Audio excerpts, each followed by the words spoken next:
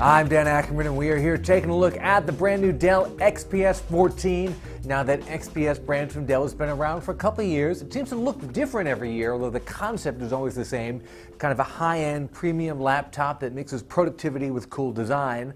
I think the latest generation of the XPS is probably the best yet. It started out earlier in 2012 with the XPS 13, which we jokingly call the Dell Book Air because it looks so much like a 13-inch MacBook Air, down to the aluminum body and the tapered design.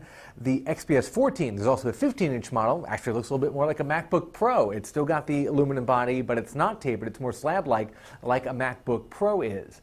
Now, in this case, we've got a 14-inch display that's 1600 by 900. That's what I like to see in a premium mid-size laptop. The 1366 by 768 is a little chintzy once you get up to, $999, $1,000 more than that. And some laptops have 1920 by 1080 displays on a 14 or 15 screen. I think that's just too much. This is just right.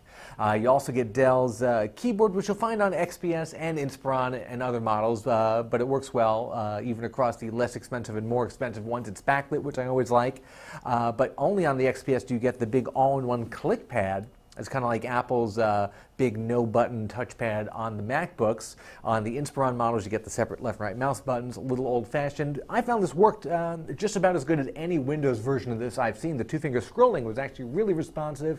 If you go into the menu settings for the touchpad, you can actually turn on what they call inertial scrolling, which is that sort of little aftertouch to the scroll that Apple has. Didn't work as good here. I would even leave that off.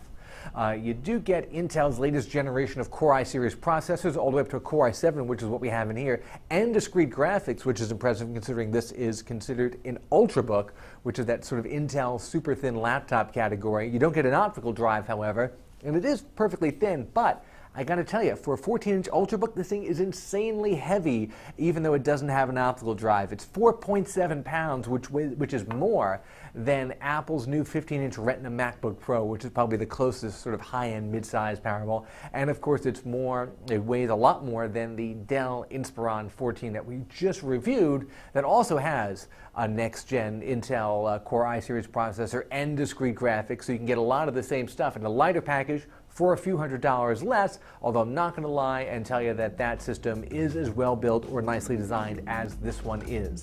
I'm Dan Ackerman, and that is the Dell XPS 14.